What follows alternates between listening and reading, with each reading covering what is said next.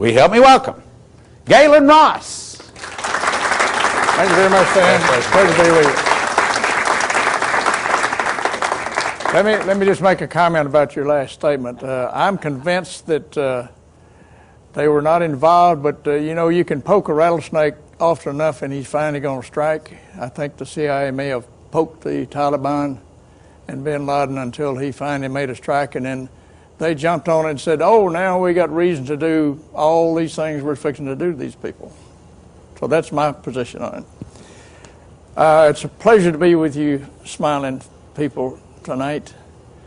I'm going to tell you some things tonight that you have never heard before unless you read my book, and a couple of people have already read it, or unless you heard me talk on Stan's program. But I'll give you some details that I didn't give on that program. We're going to talk about who's who of the elite, and also the elite serial killers of Lincoln, JFK, RFK, and MLK.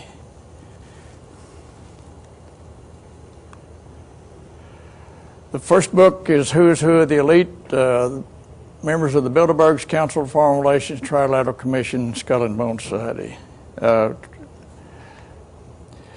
Let's first of all talk about the Council on Foreign Relations. It was founded in 1921 by the group of people that attended the Paris peace talks, and they felt a need to create an organization within the United States to control foreign policy as well as domestic policy. So in 1921 is when they were founded. It was first made up of citizens or the residents of the New York area only. It was later expanded to Washington, D.C., and then in the last 15 or so years they set up committees throughout the United States in the major large cities of the United States, and they call them committees, but they're all part of the Council of Foreign Relations. A member of the Council of Foreign Relations is a member for life unless they violate some of their rules. One of the rules is, and I'll discuss in just a second, but, well, it's just,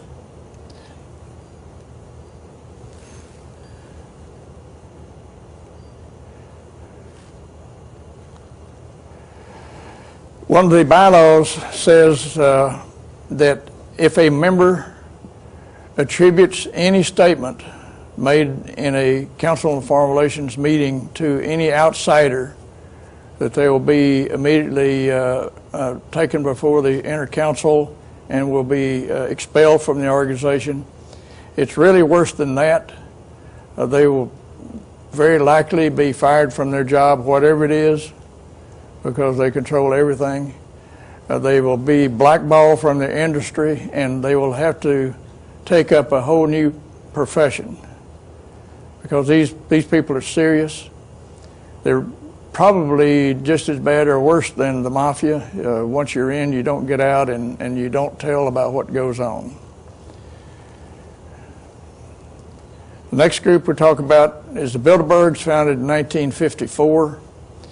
There's a fellow named Dr. Joseph Hieronymus Rittinger came up with the idea of forming a secret organization of people located in Western Europe and North America, and he went to Prince Bernhard of the Netherlands, made the pitch to him. Prince Bernhard grabbed the idea, and they both came to the United States. They met with people like Averell Harriman, David Rockefeller, and General Walter Bedell Smith. General Smith at that time was director of the CIA, and he told the two that if they'd come to him first, it'd save them a lot of time, because the CIA was more than happy to fund everything that the Bilderbergs did, and they have funded that operation ever since. Their first meeting was in 1954 in a hotel in Holland or the Netherlands. The name of the hotel was the Bilderberg Hotel, and ever since they have retained that name in their title of their conference. They call it the Bilderberg Conference. And the people that are there, they call them attendees. They say there are no members. That's not true because they have a steering committee and an executive committee. They have members of those committees. They meet regularly. And so they make a lot of statements that are not true, but that's one of them that they made. It's made up of people from Western Europe, United States, and Canada. The attendees are typically kings and queens and monarchs of Europe, heads of state in these countries, heads of the media, mainstream media, CEOs of the largest corporations in the world. They also include people in the military, people in our government, State Department, finance, bankers. And when they meet, the Bilderbergs is the most secret of the three groups.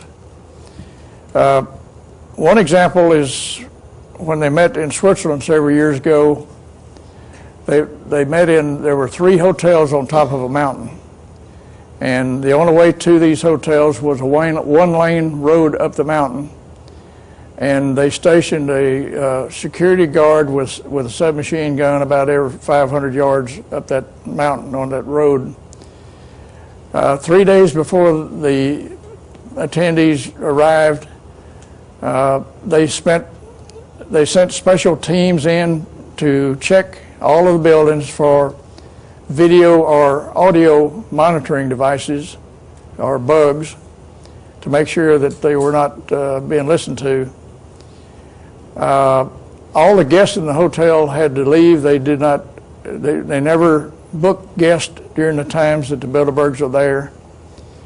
All the employees have to leave. They bring in their own cooks and waiters and security people. And the country in which they meet must furnish the primary security for their meetings. And they also have their own that stay with them. And in earlier years, the security guards were told to arrest anyone that tried to get within 100 yards of the building they were that met in. In the last couple of years, they told the security people, shoot to kill anybody that gets to the barrier. They're very serious about what they do. They say they only discuss common problems between Western Europe and North America. In reality, they determine everything of significance everywhere in the world. They select world leaders. In 1992, William Jefferson Clinton attended the Bilderberg meeting, and the next year he became president of the United States. The next year, Tony Blair attended the Bilderberg meeting, and the following year he became Prime Minister of England. The following year, the Prime Minister of Spain attended the Bilderberg meeting, and he was allowed into his post the following year. They not only put people in the office, they take them out. And that'll be the subject of my second book. Now, typically there are around 90 to 100 people attend these events. So sometimes it's less, sometimes it might go up to 125.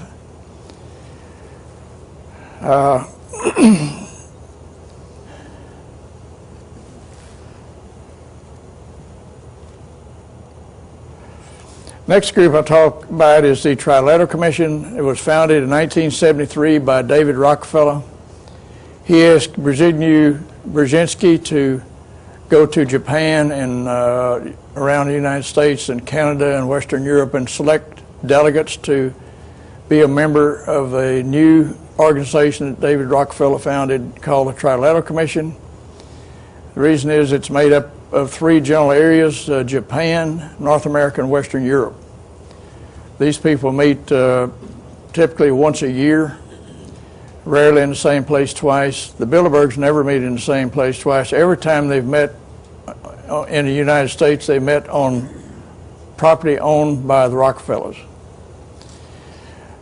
But this organization was founded in '73. In that time, David Rockefeller was aware that the 15 largest banks in the world, where Japan was included in this secret group. In the last meeting, there were 96 delegates from the U.S. and Canada, 157 from Europe, European Union or Western Europe, and 75 from Japan. Now, the object of these three secret organizations, there's only one object, and that is to form a one world government. When George Herbert Walker Bush was president, he stated in several of his speeches the term New World Order. Anyone that really knows what they're doing will never, within the elite, never use the term New World Order again. Because when they do, the audience eyes open up, they sit on the edge of their seat and become very attentive. They have substituted a new generic term, and they call it global. Anytime they use the term global union, global architecture, global economy, global market, that exactly equals New World Order. So don't let them fool you.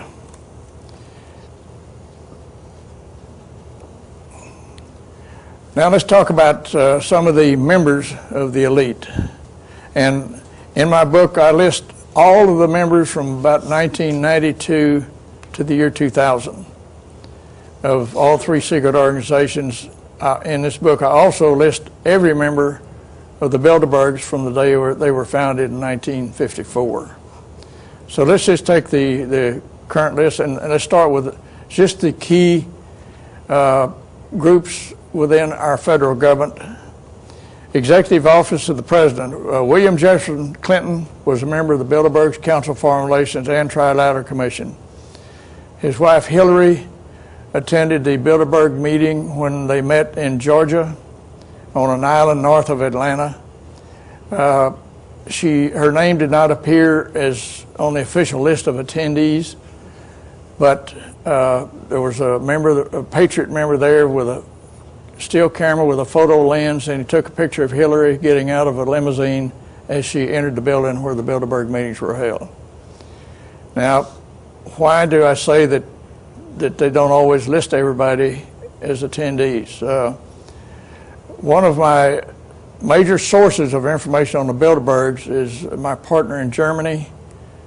He's fixing to publish Who's Who of the Elite in the German language. And when Dr. Joseph Rittinger died, all of his private papers went into the archives in Frankfurt, Germany. My partner just happens to live in Frankfurt. He's a very brilliant young man. He just somehow, well, I don't say somehow, God guided him in there. He went into the archives. The clerk on duty spoke on German, could not read English. All of the Bilderberg papers are in English, and he asked to see the documents that had the name Bilderberg on them, and so this clerk brought him a whole pile of documents.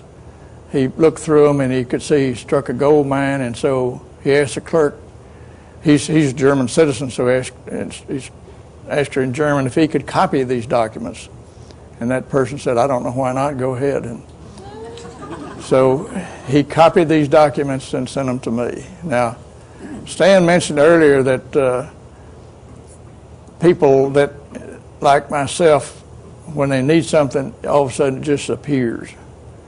That's happened throughout my research. I'll give you a glowing example. I was walking down the aisle of the stacks in the library at Southwest Texas University, and all of a sudden something compelled me to stop. And I stopped and turned to the right, and on the bookshelf right at eye level was a book simply titled David. I reached up and pulled that book off the shelf, looked for a table of contents, there was none. I looked for an index, there was none.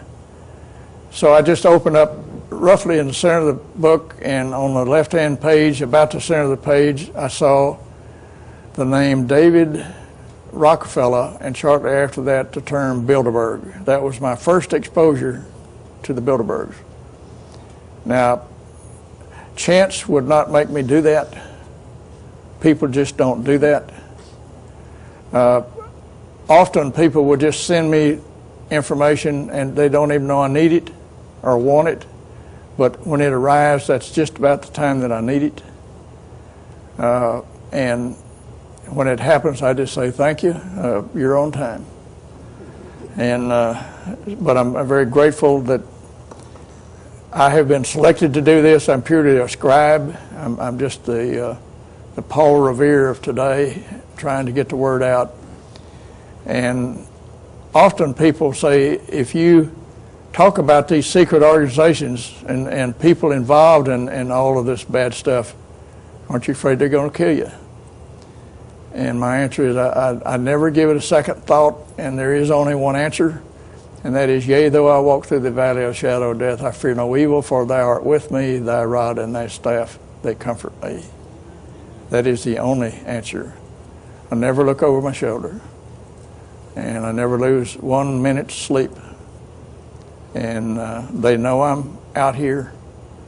Now, perhaps it's something Mahatma Gandhi said a number of years back. He made a statement that says, first, they ignore you. Second, they try to ridicule you. Third, they try to stop you. And fourth, you win. I guess I'm in the first phase. They're ignoring me right now. But of the recent presidents since Eisenhower, they've all been members of the secret groups except John F. Kennedy, Lyndon Baines Johnson, Ronald Reagan, and George W. Bush. However, George W. Bush was a member of the Skull and Bones Society at Yale University. Now, every director of the Central Intelligence Agency has been a member of these secret groups. In fact, John Deutsch was a member of all three groups. And every Secretary of Defense has been a member. Donald Rumsfeld, our present Secretary of Defense, attended at least 2 Bilderberg meetings, and that's in my book. But you can see Robert Strange McNamara was a member of all three secret groups, and the Vietnam War was called McNamara's War. And in his book and several times on television in public appearances, he has stated that, in all honesty, he could have and should have stopped the Vietnam War 4 or 5 years before it did. But he didn't have the power or the courage or whatever it was to confront the insiders. He didn't say insiders, but he said I couldn't confront them and say that we needed to stop it. But he was really talking about the international bankers who make money off of wars. They finance both sides of wars. They made lots of money off the Vietnam War and did not want it to stop. They didn't care one hoot whether people were killed or maimed or all the horrible things that happened to them there. They were in their ivory towers counting the money, and that's all they cared about. Now, the State Department, they absolutely control the State Department because that's where foreign policy is made. General Colin Luther Powell is a member of Bilderberg's and Council of Foreign Relations. Now, when you go in the book to the listing where I list everybody that's ever attended a Bilderberg meeting, the only person that has attended every Bilderberg meeting is a fellow named David Rockefeller. The person that has attended the most meetings after David is a fellow named Henry Kissinger. He's David Rockefeller's left-hand man, and Henry is a member of all three secret groups. He really controls the commerce in China. If you want to do business in China, you must go through Kissinger and Associates. So you've got some really evil people involved in the inner circle of these secret groups. And they go back all the way to probably Woodrow Wilson. They like to control the Treasury Department. There's only the current person, Paul H. O'Neill, that's Secretary of the Treasury, is not a member of the secret group, but within a year he will be a member. That's just the way it works. United Nations, every UN ambassador except 2 in recent years have been members of these secret groups. This is more within the United Nations. back to their point of foundation, they've been controlled. They also control the House of Representatives in our government. Thomas S. Foley was a member of all three secret groups. He was Speaker of the House. The one that took his place was Newt Gingrich. One day, a TV reporter on camera asked Newt if he was a member of the Council of Foreign Relations, and sort of caught him off guard. He said, "Oh, well, yes, I am. You know, back at one time, that was probably a very dangerous group, but today it's just a place where college professors go to read their newspapers and smoke their cigars and have meaningful discussions with their friends." Now, if he'd have said anything different from that or more than that, he would have been kicked out of the Council of Foreign Relations because of that bylaw. You see, Lee Hamilton has been a member of all three secret groups. Lee is a very docile appearing person, but he cannot be docile if he is a member of these all three groups. And that's more in the House of Representatives. They also control the U.S. Senate. Hillary Rodham Clinton, the new senator from New York, I told you earlier she attended Bilderberg meeting in Georgia. John Chaffee is another fairly docile appearing person, member of all three secret groups. Daniel Patrick Moynihan, he seems to be a very nice fella, but he's a member of the Council of Foreign Relations. Now, I wouldn't have thought that we've talked about the executive and legislative groups. I didn't think they would control the judicial, but there are three sitting associate justices of the Supreme Court that are members of the Council of Foreign Relations. Now, the last time there was a vacancy on the Supreme Court, the news media published a short list of the 5 people that were considered to be the next sitting justice.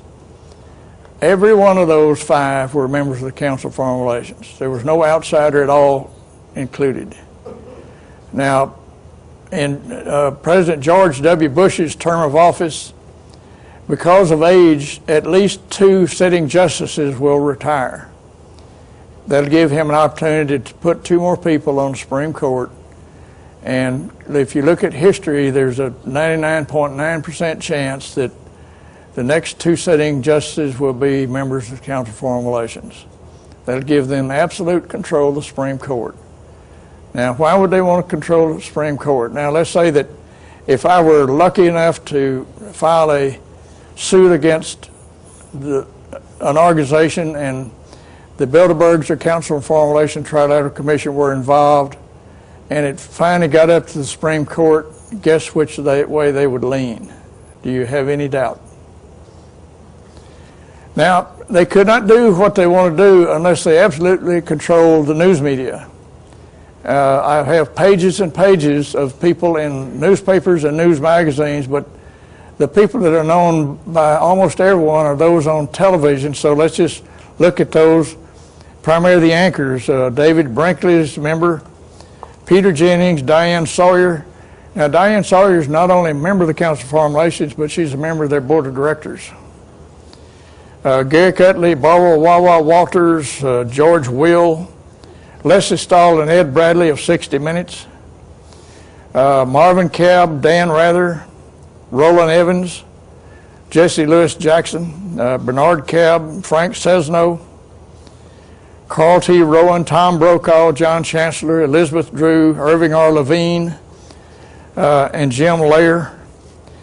And Bill Moyers is not only a member of the Bilderbergs, but is a member of the CIA.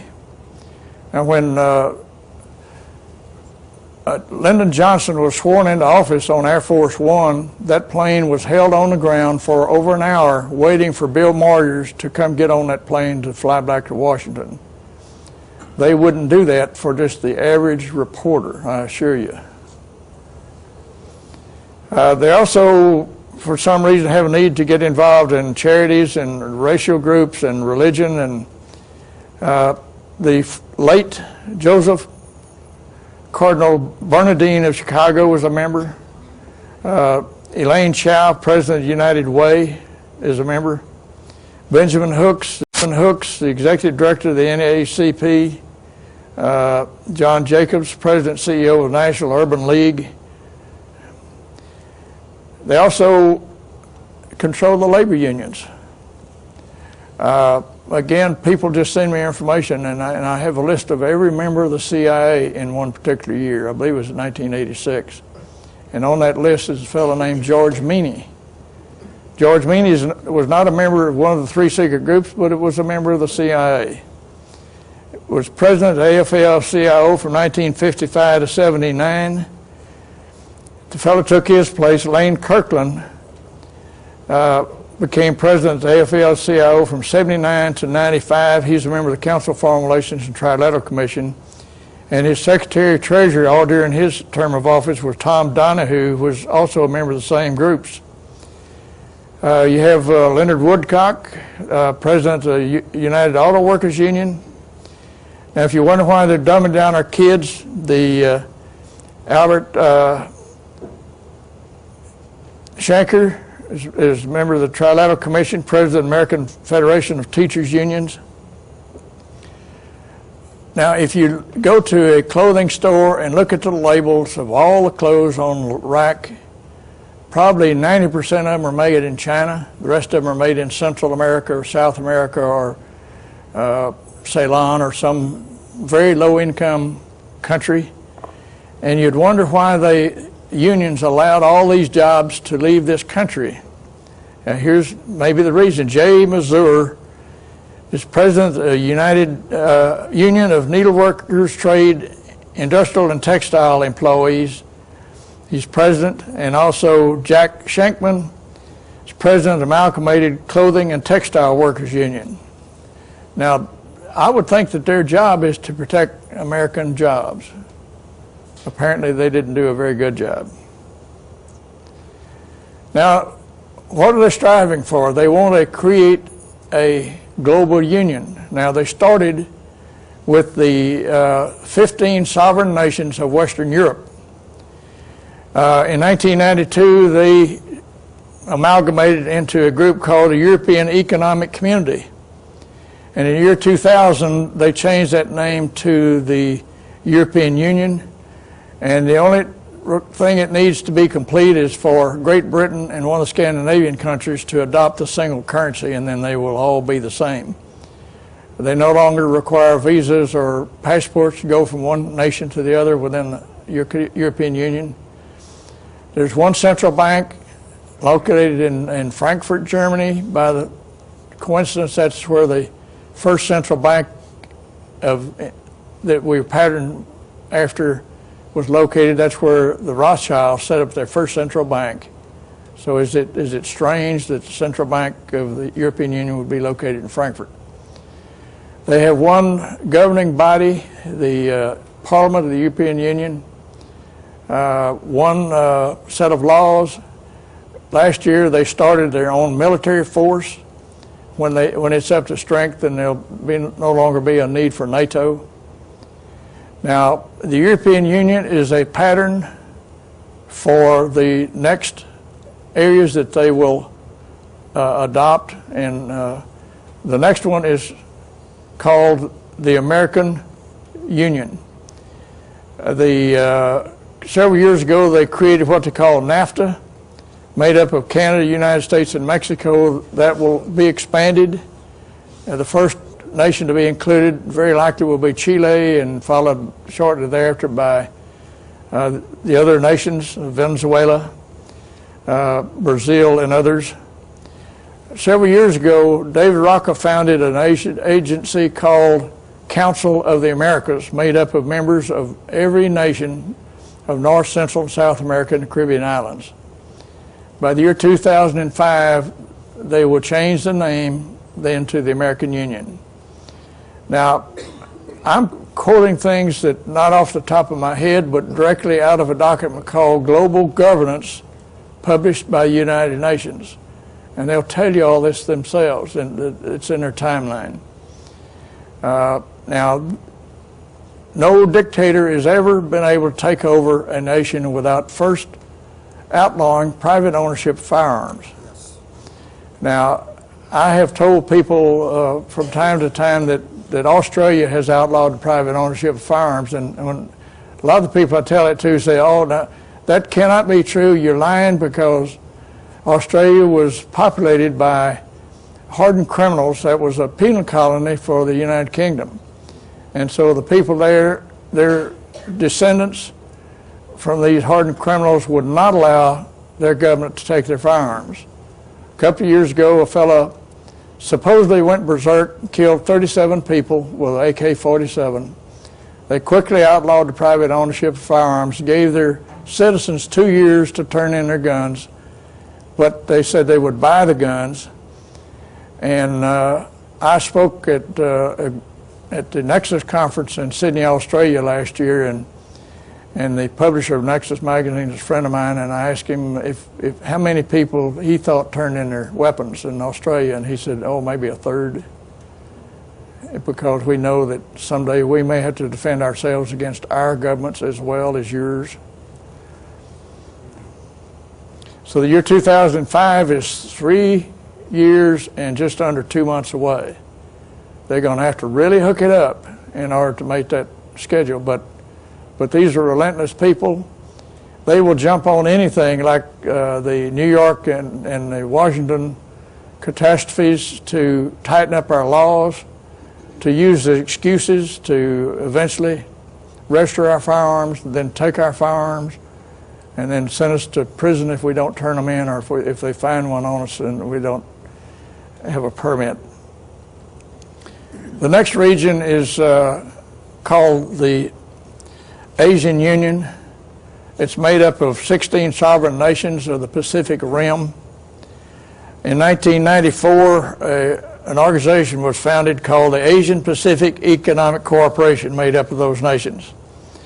Their goal is to convert that into the Asian Union by the year 2010.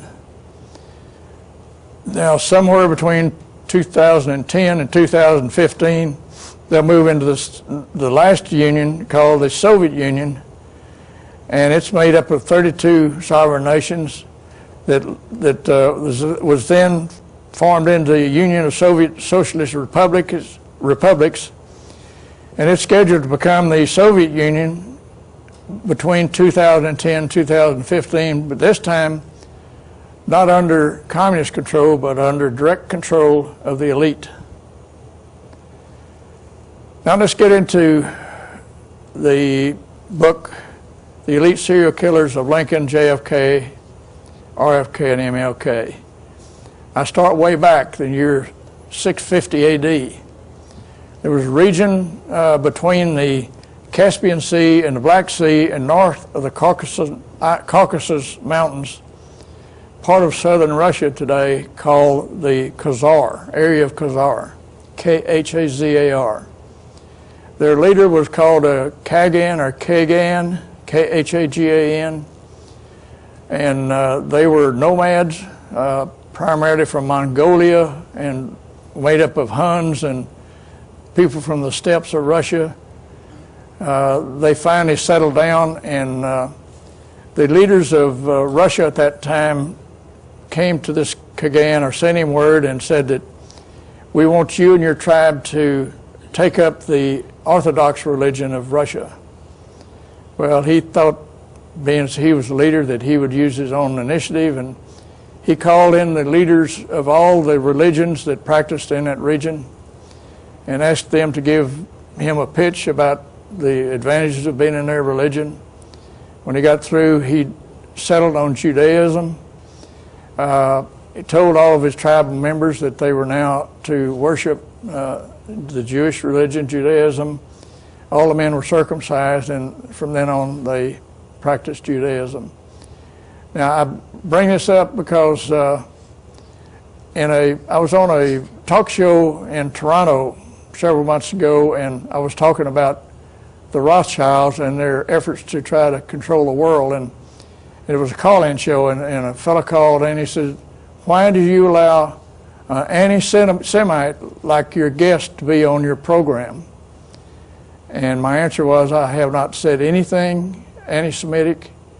I am not anti-Semitic. In fact, my personal assistant in my business, and my personal best friend is a Semitic Jew. So I would not hire that person or have that person as one of my best friends if I were anti-Semitic. And so he hung up. Now, I bring up the Khazars were overrun by Genghis Khan and several other marauders in those days, and finally they were scattered out. The area of Khazar was included into some of the surrounding nations. The people that were Khazarian Jews at that time went into Russia and into Western Europe. And the reason I go into the Khazarian Judaism is because the Rothschilds and most of the international bankers are Khazarian Jews. They're not Semitic Jews.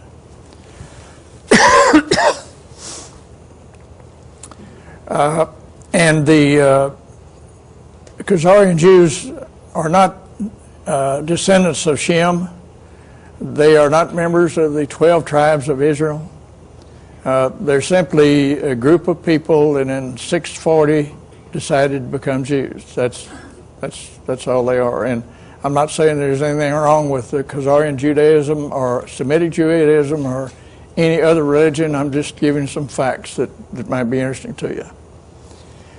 Now, the first family to be called Rothschild, back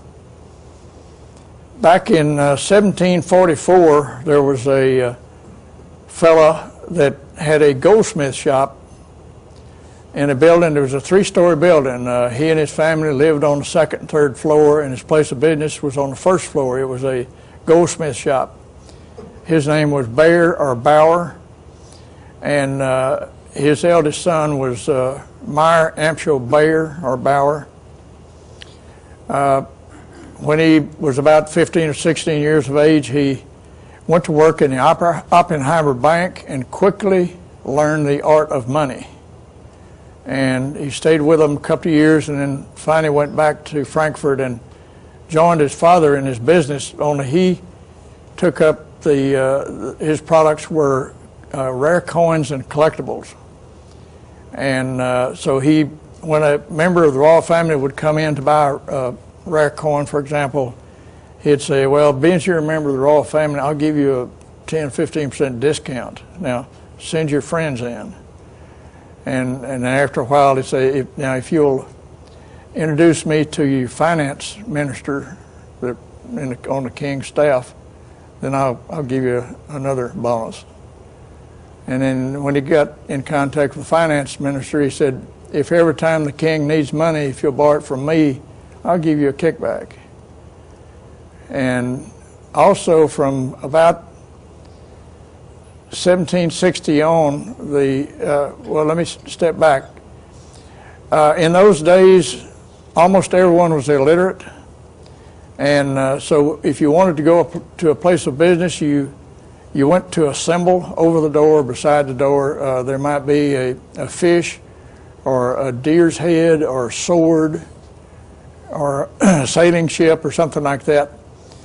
Over the door in front of the building owned by the Bears was a simple red sign. In German, that is pronounced Rothschild or Rothschild. Some people say that Rothschild or Rothschild translates into red shield. That's not true. My German partner, I asked that specific question, and his comment was, it simply means red sign. So as people would have a need for some gold trinket, they would go to this building, look for the red sign, and as they walked in the door, they'd say, is this the house of Rothschild? Or is this the place where the red sign is where I can buy gold products? It didn't take long for the elder Bayer to drop the name Bayer and acquire the name Rothschild. So the first son to be called Rothschild was Meyer Amschel Bayer Rothschild. He had 5 sons and 7 daughters. In those days, and it could be true today, but when there was an inheritance, the daughters of the family never got anything. It always went to the sons. and the eldest son was always in charge of the family. Meyer Amschel Bayer schooled his 5 sons in the art of money, and when they were of age and had learned a trade, he sent them out to the financial capitals of Western Europe and set up their own central banks with headquarters there in Frankfurt. And that's how the name the name Rothschild got started. I told you they financed all wars. There was a newspaper called the Labor Leader, published on December 19th, 1891, on the subject of the Rothschilds. And in case you can't read it, I'll read it for you. It says, "This blood-sucking crew has been the cause of untold mischief and misery in Europe during the present century, and piled up its prodigious wealth chiefly through fomenting wars between states which ought never to have quarreled. Wherever there is trouble in Europe, wherever rumors of war circulate and men's minds are distraught with fear of change and calamity, you'll be sure that a Rothschild is at his game somewhere near the region of the disturbance." So they knew back then that they financed all wars. They financed the French Revolution, they financed the Bolshevik Revolution, World War I, World War II. In fact, they made a big pile of money when Napoleon was at Waterloo. Back in those days, the Rothschilds had the finest intelligence organization in the world. And so they had a spy overlooking the Battle of Waterloo. And in London at the stock exchange, they had bonds that they called consols. But the price of the console was based on the outcome of the Battle of Waterloo. And if Napoleon had won, that meant the power of Europe would be in the hands of the French. If he lost, the power would be in the hands of the Great Britain. So the people trading on the stock exchange were betting one way or another, and Nathan Rothschild had his usual post there on the floor, and so his spy could see that Napoleon was fixing to lose. So he got on his speedy horse and rode to the coast, got on a fast sailing ship, sailed over to England, got on another speedy horse, rode to London, told Nathan that Napoleon was fixing to lose the war. Now the people on the stock exchange were always trying to break Nathan's code. He would use signals. And so he gave a signal, maybe flipped an ear or something, and everybody thought that meant either buy or sell. Well, they figured out then that in fact, there was a statement made that probably Napoleon won, and so the price of consols went to the bottom. And when they got down to about a nickel on the dollar of their former value, Nathan gave another signal. All of a sudden, his agents on the floor bought up all the consols, and 10 hours later, the news came through that Napoleon had lost. The price of consols skyrocketed to the ceiling. When they hit the peak, the Rothschilds sold out, and so this was very common. They controlled everything. In fact, every morning of the week at 9 o'clock, there's a company called N.M. Rothschild, Nathan Meyer Rothschild, that happens to be located in the city of London, and they, every morning at 9 o'clock, they establish the price of gold worldwide. Now, if they set the price of gold, can you imagine that they tell their agents around the world that we're going to raise the price or we're going to lower the price, and so they buy and sell based on this insider information? You bet they do. Let's talk about the War of Independence when the United States decided to split from the United Kingdom. Thank you very much. The Rothschilds had been trying to set up a central bank in United States, and at one time they were granted a 20-year charter.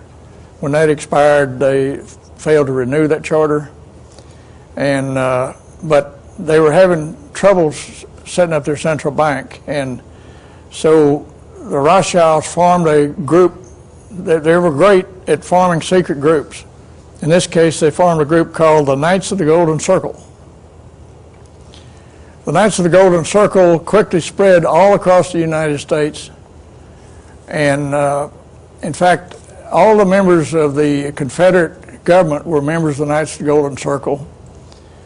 All the members of Lincoln's cabinet were Knights of the Golden Circle except Lincoln and Secretary of Treasury. So the object was for the Knights of the Golden Circle to spread out, to split the United States in half, and then have it quarrel, and then finally go to war.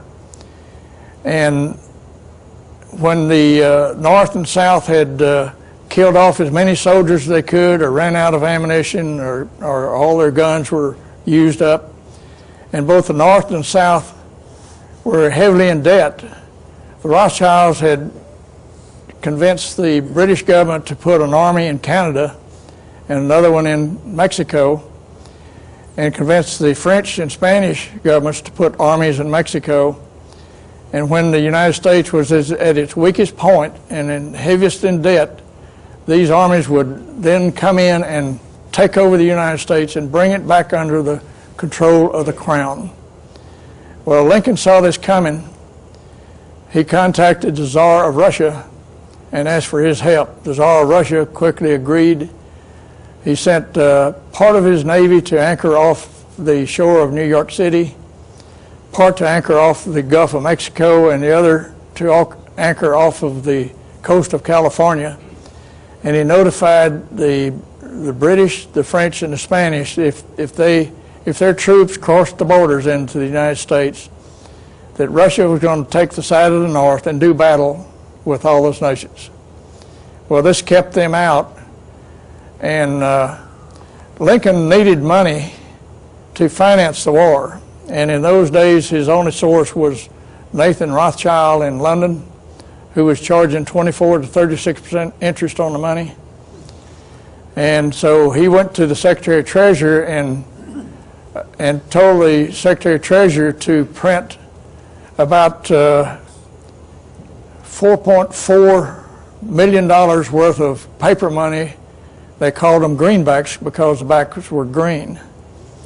And they put this in circulation to pay federal debt, and was accepted as a monetary exchange, and became very successful.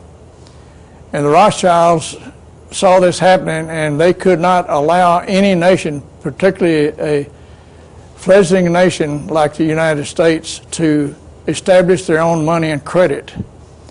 So they took one of the Knights of the Golden Circle spies, a fellow named John Wilkes Booth.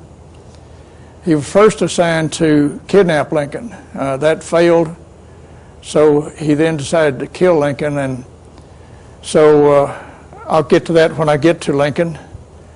But I talked about the five Rothschild sons. They set up banks in Western Europe. Amschel went to Frankfurt, or stayed in Frankfurt with the old man. Nathan went to London, Jacob to Paris, Carl to Naples, and Solomon to Vienna. Now, there's the phenomena of the city of London. That's the city it means something. The Vatican happens to be a sovereign nation that is just located within Rome and Italy. It's sovereign. It's not part of Rome. It's not part of Italy. Likewise, the city of London is a sovereign nation of 577 acres of land, and it's at one time was completely surrounded by a rock wall. It has a police force of about 6,000. The total population is about 5,500. Now, the reason they have all those police is that's where the financial centers of the world are centered. That's where the Lloyd's of London is located. It's where the Bank of England is located, the Central Bank of England. The large trading companies have headquarters there. The largest insurance companies in the world have headquarters there. Every bank that deals in the United Kingdom has a branch bank there. And the large police force is there to protect their money. Now, if the Queen of England wants to cross through the city of London or go into the city for some reason, her assistants notify the mayor of the city of London, who meets her at the boundary. He escorts her to where she wants to go, because that is a state visit, one nation to another. When she's through, he escorts her out. And so that's where the elite, the core of the world's finances, that is their nation. Now, I mentioned the Queen of England. In about 1830 or so, she gave the East Indian Company a sole monopoly to pick up opium in India and deliver it to China, and to hook the Chinese peasants on opium. Well, when the Chinese rulers would protest, the British Navy would conveniently anchor off the coast and start bombarding. And it actually led to two wars they call the Opium Wars of 1839 and 1842. So you have the Queen of England directly involved in the dealing of opium. It's my belief that all of the elite, the inner core, are directly involved in the sale of illicit drugs worldwide, and certainly in the laundering of the money from illicit drugs.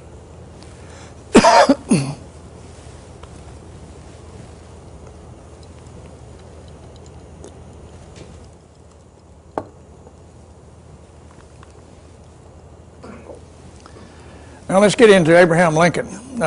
Abraham Lincoln was shot at 10:15 p.m. on April the 14th, 1865, died the next day at 7:22 a.m. He and his wife and Clara Harris and Henry Rathbone were sitting in the president's box in the Ford Theater to see the play Our American Cousin. John Wilkes Booth, at the first intermission, got to chatting with the guard. There was a single guard named Parker outside of Lincoln's booth, and he was there to guard Lincoln, but John Wilkes Booth asked him to go join him at the saloon next door and have a drink, and he left enough money on the table for that guard to spend the night, rest of the evening drinking, and he never returned to his post. John Wilkes Booth then went up to the state box, opened the back door, shot Lincoln in the back of the head with a single-shot Derringer, jumped down to the stage below, broke a bone in his foot, but limped across the stage. He pulled his long knife and to keep people away from him, and he escaped out the back door. He and his companion rode their horses out of town and through the countryside, and ended up at a tobacco farm. And they were hiding out in a tobacco warehouse. Well, the soldiers followed them there.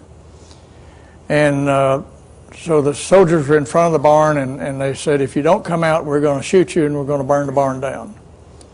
Well, the soldiers thought there were just two people in the barn. Actually, there were three. John Wilkes Booth snuck out the back door, got on his horse, rode to the river nearby, got on a British ship, sailed to London. By the way, when he killed Lincoln, he had in his possession $6,800 in cash. He was an out-of-work actor. About 3 weeks before he killed Lincoln, he was in London to pick up his money from either the Rothschilds or agents of the Rothschilds. And so he sailed to London. From there, he probably picked up his retirement money and sailed to Bombay, India, where he spent the next 14 years, died of natural causes 14 years after he killed Lincoln. Now, the person that killed Lincoln, they got these two soldiers that they'd shot, and the one they called,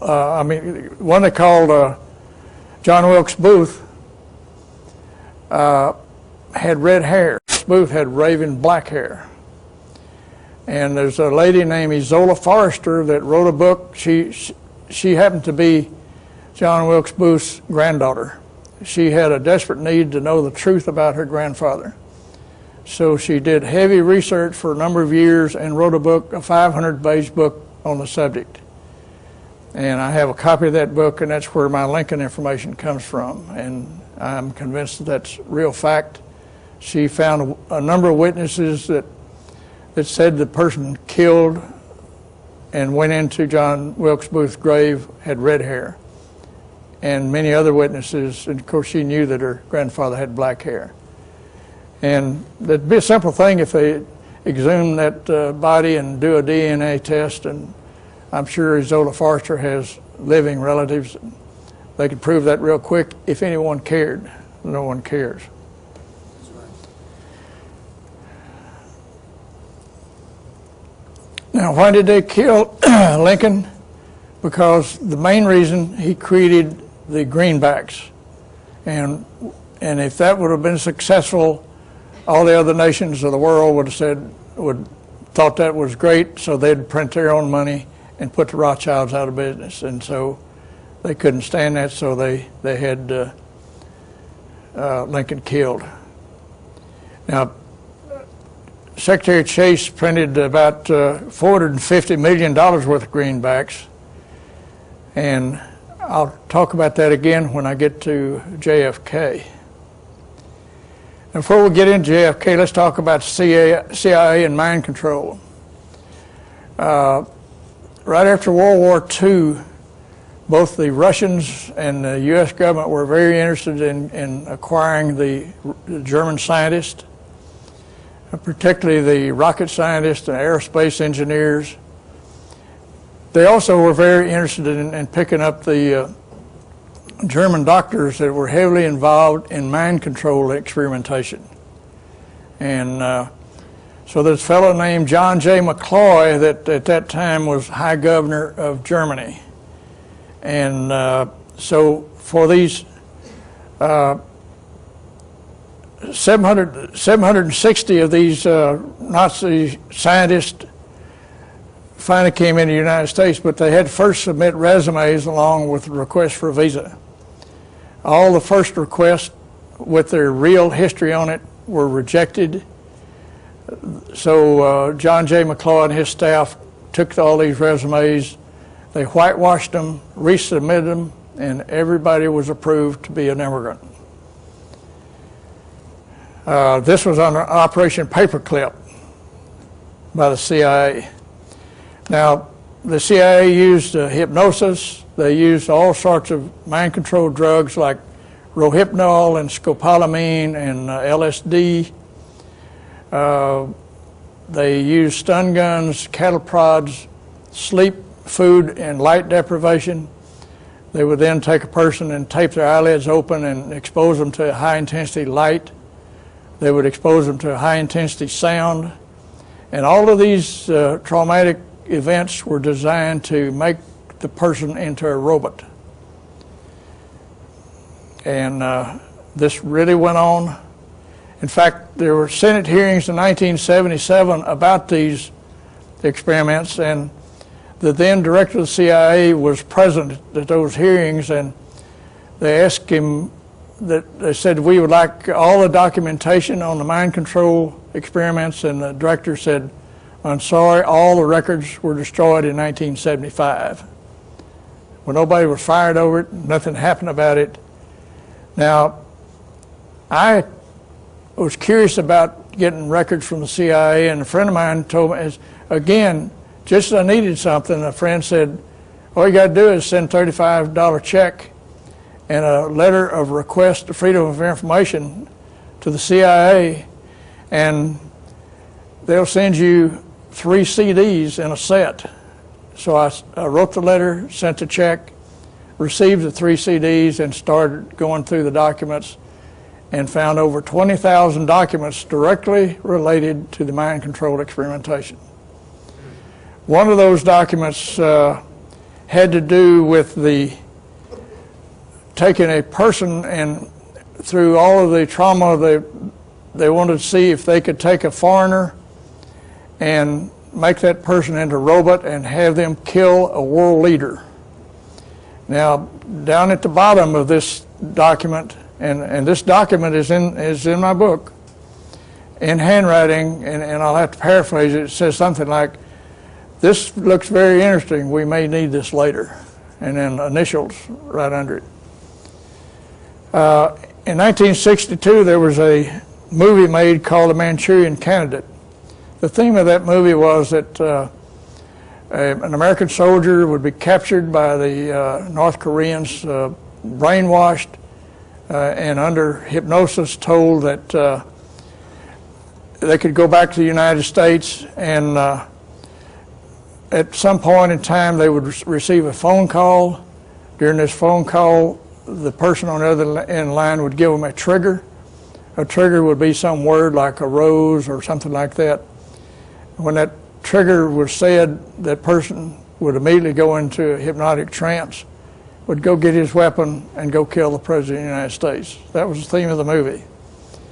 I'm convinced that the killers of JFK, RFK, and MLK were all under mind control by the CIA, and I'll cover that again later. But this Operation Artichoke is where they tried to create this Manchurian Candidate. Let's get into quickly a fellow named John J. McCloy. Now you're going to hear that name again several times, so it'll become very familiar to you. He was a puppet to the Rockefellers and the Rothschilds. In fact, he was a son of a single-parent family, so his mother had to work, and he went to Harvard. He had to work while he was going to Harvard to earn his tuition. And so one of the jobs he had as a tutor was to tutor the Rockefeller brothers, in the art of sailing and several other subjects. So that was his first exposure to the Rockefellers. He remembered them, they remembered him. He got his degree from Harvard in law, went on to work for a prestigious law firm in New York City. And later, early in 1947, in 46, he was instrumental in forming the OSS, which later became the CIA in 1947, under the 1947 National Security Act. That same act exempted the CIA from civil and criminal prosecution for any reason. So the CIA can do anything, and they do not have to pay the price. So John J. McCloy became chairman of the Council of Foreign Relations, and at the same time was chairman of the Chase Manhattan Bank. And when the OPEC nations, primarily of the Middle East, but a couple of South American countries, decided they wanted to determine the production rate and the price of oil, they formed OPEC. And the Seven Sisters were the 7 spin-off companies when Standard Oil of New Jersey was split up because the Sherman Antitrust Act. John D. Rockefeller owned 78% of the oil business at that time. Well, they formed 7 companies, but the Rockefellers still own those 7 companies. Well, it was against the Sherman Antitrust Act for the heads of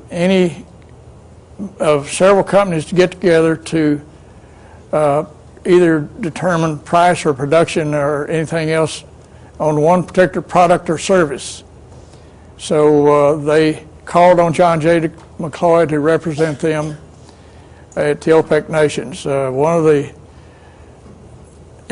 He did agree to allow them to raise the price of oil, but they had to deposit all the profits above $5 a barrel in the banks in New York City. And so now you know where they get their money. Now these 7 sisters still exist, and they operate under the same exemption from Sherman Antitrust Act as it was done in the OPEC first agreement. Now, John J. McCloy, as he represented the Seven Sisters, it was against the Sherman Antitrust Act for the groups, any heads of corporations to get together to sell the same product or service to collude against the customers or sources. And so John Jay went to the Attorney General at the time and got special permission to exclude he and the executives of the 7 oil companies to get together and negotiate with the OPEC nations. That exclusion remains in effect today. If you wonder why the price of gasoline or oil or whatever goes up and down all together, you know that they plan all of this. They establish regions. It's all it's just still a grand monopoly. They just do it under 7 or maybe it's 5 names by now because there's been some consolidation. But as John J. McCloy was negotiating with the OPEC nations, let's say that the price of oil was $5 a barrel. He told them that he would allow the OPEC nations to increase the price of oil, but every penny above $5 a barrel would go into a 30-year CD, certificate of deposit, in the major banks in New York City, primarily Chase Manhattan Bank, Morgan Guaranty Trust, Citibank. And so as they have sold billions and billions of barrels of oil, they've collected gazillions of dollars over and above that $5 a barrel, and all this went into these CDs and the major banks. And there's a banking practice called, it's a reserve practice, which says that each bank must retain 10% of their capital in reserve against bad loans or whatever, but they can loan 90% of the capital out at interest. But you can imagine this gazillions of dollars deposited in these banks. Now there's another phenomena that, let's take an example that if this city has only one bank and they loan $1,000 to a person and they don't really need it, so they deposit in a savings account in this bank, and then the bank then can take $900 of that $1,000 and loan it out again, and they loan it to someone that doesn't need it, so they put it in a saved deposit box or savings account in that same bank, and then the bank can loan 90% of that out, and so on and on and on until they get the last dollar. So this one act of depositing $1,000 can create $9,000 in new money. So if you take a gazillion dollars that earned by the OPEC nations times 9, that's $9 gazillion that these banks can loan out at interest, and they create money out of thin air. And now you understand why they're in the banking business.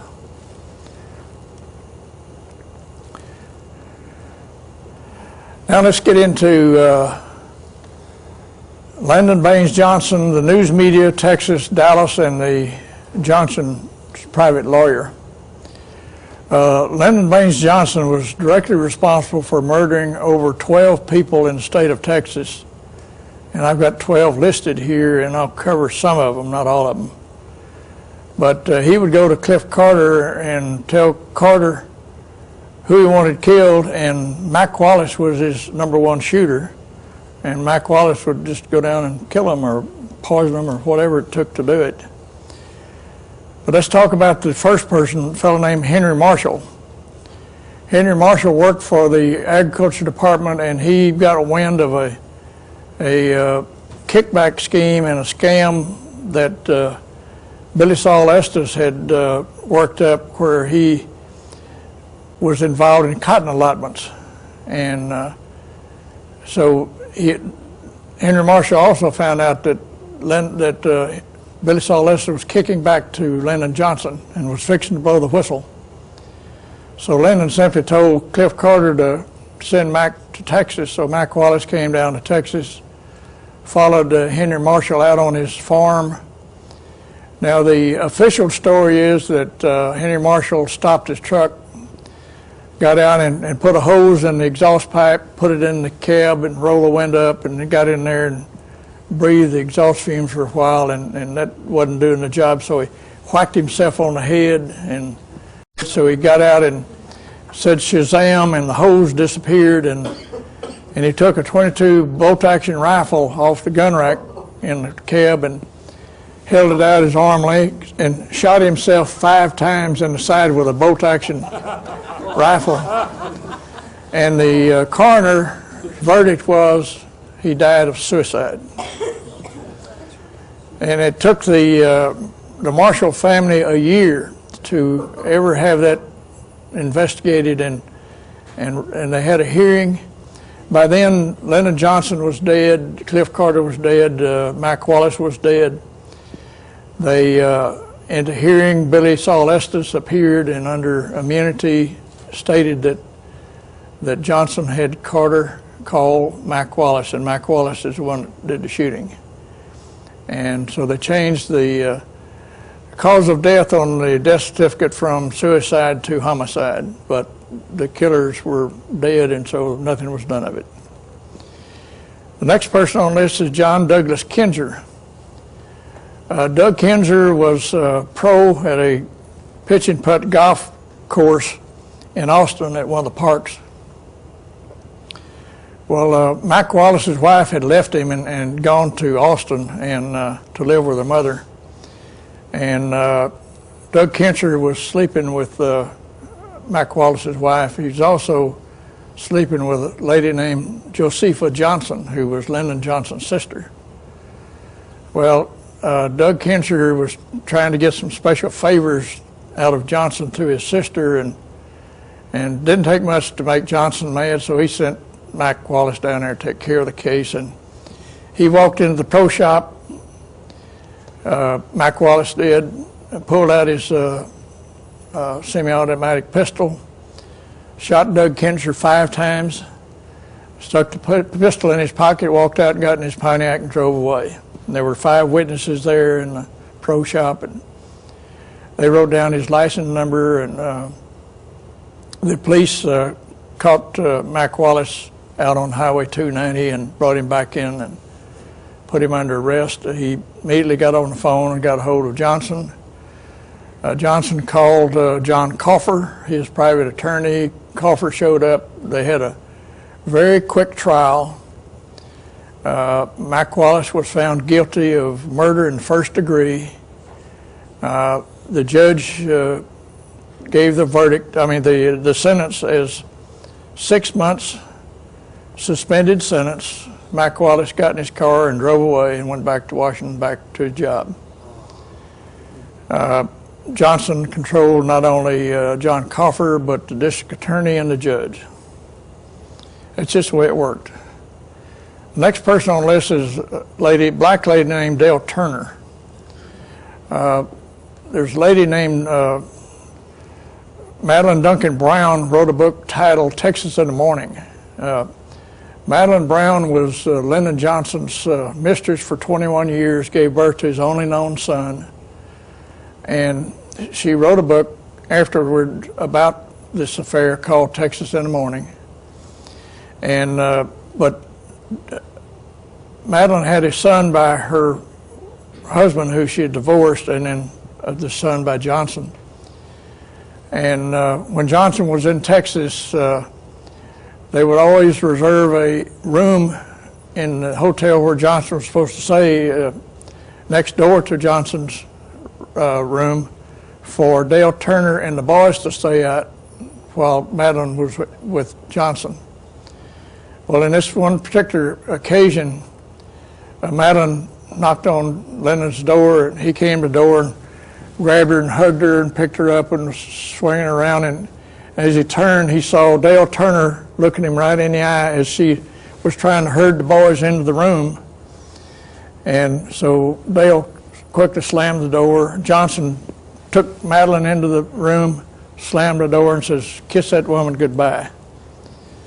Madeline says, "Now wait a minute, Dale she's sort of part of our family. She's been the nanny for my 2 sons for 10 years. And he said, I don't care, kiss her goodbye. And Madeline hoped that he would forget that, but 2 weeks later, Madeline was at work and got a phone call from Dale, and Dale said, emergency's come up, I need to take a day or two off, but I'll be back. And Madeline said, well, just take the boys over to my mother's house, she'll take care of them until you get back, and I hope everything's okay, and I'll see you when you get back. And it was last she saw of Dale Turner. Madeline was talking to Cliff Carter several years later, and she said, you know, I often wondered what happened to Dale. And Cliff said, oh, you didn't know Lennon had Mac Wallace killed Dale. He couldn't stand, he thought maybe she might tell everybody that we were together. And it was just that simple. Next one on the list is a lady named Josepha Johnson. I mentioned her earlier. Josepha Johnson was Lyndon Johnson's sister. She was an alcoholic. She had been to alcohol treatment centers a number of times, was never successfully cured. One of the things she'd do while drunk, she would tell about Lyndon's affairs and his business, and Johnson kept telling her to keep her. Johnson controlled, when he was in the Senate, he controlled the Senate, he controlled the House of Representatives.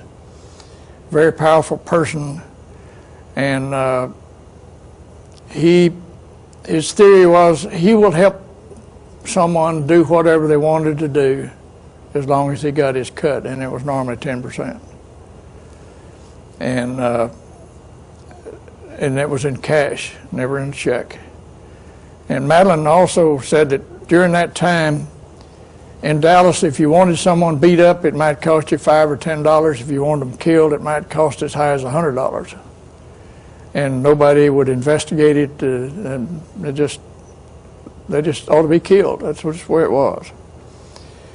Now, Johnson's lawyer, John Coffer, represented Johnson at the famous Box 13 investigation, where the first office for federal government position that Johnson ran for was for Congress. And in Duval County, all the votes were in Johnson's favor, and except in Box 13 contained the votes that would have made Johnson lose, which would have made him lose that election.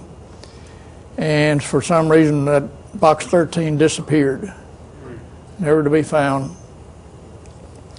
Madeline asked Lyndon one day, he says, Lyndon, what was in Box 13? And he said, Madeline, it's the same thing that's going to be in the records of JFK assassination. There's nothing in those records.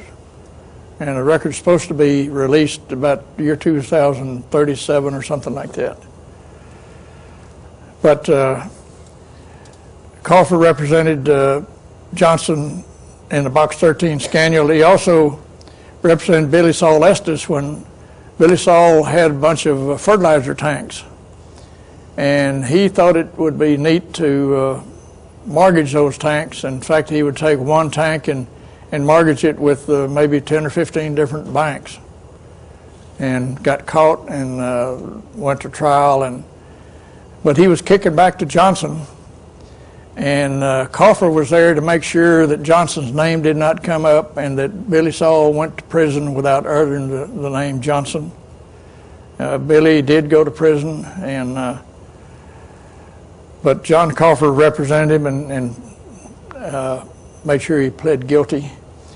Now, Billy Saul's daughter, Pamela, wrote a book titled Billy Saul. And in that book, she said, most people, when they're going to trial, they want to make sure that they have an impartial jury. What they really ought to be concerned with is that they go to trial where there's an impartial judge. Because you can take an impartial jury and the judge can swing that jury any way they want to, and they readily do that. John Coffer also represented Mac Wallace when he killed John Douglas Kinser, and that's how Mac got off so quickly. Now let's talk about President John Fitzgerald Kennedy. He was shot at 12:30 p.m. November 22nd, 1963 at Dealey Plaza in Dallas, Texas. The accused assassin by the Warren Commission was Lee Harvey Oswald, the sole shooter. Supposedly fired 3 shots from the southeast corner of the Texas School Book Depository building on the 6th floor, and was supposedly the only shot. Actually, there was a 15-person death squad made up of 1 woman and 14 men behind the picket fence at Grassy Knoll. There were 2 shooters and 1 man on a walkie-talkie radio. One of the shooters behind the Grassy Knoll, as he was following the car, didn't notice the street sign, and when he pulled a trigger, it was lined up with a street sign, and it hit that street sign and ricocheted off. The other fired a shot that blew the top of Kennedy's head off from the Grassy Knoll. On the 6th floor, there were 3 men and 1 lady. The lady was a Hispanic lady about the age of 20. She was manning a radio. She had gone to Fort Worth to pick up an Indian who lived in Oklahoma City, east of Oklahoma City, and drove him down there because Mac Wallace had met him at a funeral for one of the congressmen that had died, and said that he may need his talents later. And so on the 6th floor there was Mac Wallace. His job was to shoot and kill Governor John Connally. The Indian was to shoot Kennedy. Lee Harvey Oswald was on the 6th floor at the time of the shooting, but I'm convinced that he was directly under CIA mind control, and that they had fired the 3 shells out on a target range somewhere or just out in the woods, and had 3 empty shell cases laying on the floor, had the rifle laying on the floor, and that Oswald was probably waiting over by the staircase. Just as soon as they started shooting, his job was to run down the steps and wait on the 2nd floor, get him a Coke, and just stand there. Because now if you recall, in the Olympics in Australia this year, that I believe the fellow was named Green, that was the fastest man in the world. He ran the 100-meter dash. When he completed the event, and he was way ahead of the 2nd fastest guy, he just trotted over to the TV camera and started talking to the reporter. Wasn't breathing hard, didn't seem to be sweating. He just was carrying on a normal conversation. He just finished the race of his life and did not show any signs that he'd just done that. Under hypnosis, you can create the same effect. You could have a person run down the steps to the 2nd floor to the employee lounge, and as the shots were fired, there's a motorcycle patrolman thought the shots came from the top of the building, so he parked his bike real quick, ran up the steps, and just as soon as he entered the building, he met the building manager. They started running up the steps, and when they got to the 2nd floor, they saw Lee Harvey Oswald in front of the Coke machine drinking a Coke in the employee lounge. Well, he wasn't breathing hard. He was just standing there casually, and so they ran on up, and so that was the last they saw of Lee Harvey Oswald until he casually just walked out of the building. Now, on the 2nd floor of the Dowtex building, behind the motorcade, there was 1 shooter and 1 radio operator. And on the top of the Dallas County Records building, there was 1 shooter and 1 radio operator. The shooter on the top of this records building happened to be a crack shot and was a member of the Dallas County Sheriff's Department. He was a deputy sheriff. He wasn't there to protect the president, but to help kill him. Okay, now on the 2nd floor of the Texas School Book Depository building was the command post. There were 4 men on the 2nd floor, in a closed room. One of them was Cliff Carter. He was manning the radio. He gave the orders to fire. Now, as the cars were going down the street, Lyndon Johnson was in a car 3 or 4 cars back behind JFK. Now, Ralph Yarborough was in that same car, and he told a friend of mine that he saw Lyndon up against the window, had a walkie-talkie up against his ear, listening to something. Well, he was listening for Cliff Carter to say, "Shoot." And within about 4 seconds time, 7 shots were fired. One of them, as I said earlier, blew the top of Kennedy's head off. Another one hit him in the back of the neck, came out his bow tie to knot. Another shot from Mac Wallace went through Governor Conley's shoulder, through his thigh, and lay down on the ground of the car. In my book, I give you the names of all those shooters, exactly where they were standing, and a brief history of all those people. The only person still alive of that 15-person death squad is Ruth Ann, unless the elite have had her killed. And she's the only human being that can tell us whether or not Lee Harvey Oswald even had a gun in his hand that day. And I've recommended in the book that the Justice Department and the Dallas County DA and the Governor of Texas issue a notice to the public that anyone who has direct knowledge of those 3 killings, if they will come forward, they'll give them absolute immunity from prosecution. And that if anyone is in prison or who has ever been in prison has full knowledge and will testify in these deaths, that they will be given a pardon. And so far I haven't convinced the governor to do that. But there are probably at least a dozen people that are still alive that can testify in these cases. Now, the night before JFK was killed, there was a meeting at one of the wealthiest persons in the world's home in North Dallas. His name was Clint Murchison. Clint Murchison went into a lot of deals with a fellow named Sid Richardson, and they bought up a bunch of racetracks. They owned construction companies, oil businesses, all sorts of things. And one day they bought out one of the big railroads up in the east, and next morning one of them called in and said, "By the way, what was the name of that railroad we bought yesterday?" And they were very casual about their investments. But the meeting was at Clint's home. By then, Sid Richardson had died, so he was not there. The social event was supposed to be in behalf of J. Edgar Hoover, who was in town, and they were there to honor him. And so J. Edgar Hoover was there. The event started at 8 o'clock in the evening.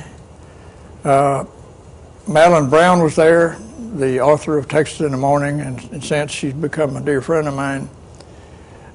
She was Lyndon Johnson's mistress for 21 years, and he was, wherever he was scheduled to be, she was also invited. So she was invited to Clint Murchison's event. And about 9 o'clock, the front door opened, and Lyndon walked in and said, "Okay, men, it's time for our meeting." And 25 men got up and walked into the dining room. They closed the door. And now, I have 4 sources of this information that are still alive. One of those sources is a mafia associate that I told you earlier, when I need something, there it is. This person contacted me and said, I've heard about you, and I understand that you're a very honest person and that you're trying to collect information. And I know all about the JFK killing, and if you will keep my name private, I'll tell it all. And so I guaranteed that name will never be known. But this person was in the Clint Murchison meeting. He was also on the second floor of the Texas School Book Depository building when JFK was shot. So he's an eyewitness to both events. Madeline was there. She told me in her book she gives a couple of names of the people that were at that event. And right after I met her, someone sent me a copy of her book and said they're looking for an investor.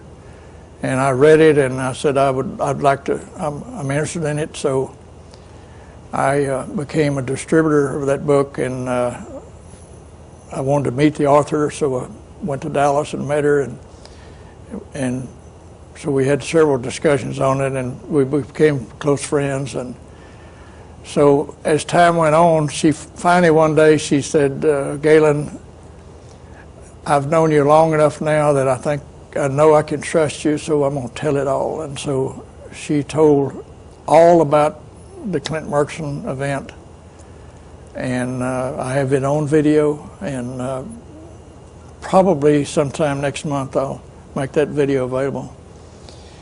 But other than the shooters I've talked about, there were at least a half dozen other killers in Dallas, and they were probably downstream from the Dealey, in case they missed Kennedy in Dealey Square, that they were to shoot him later. But I have the names of those people in the book.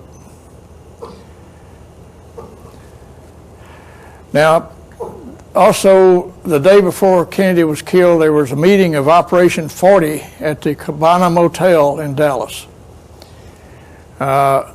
And Richard Milhous Nixon headed up Operation 40, and the sole purpose of Operation 40 was an assassination squad that was set up to kill world leaders all over the world, and Nixon was put in charge of that.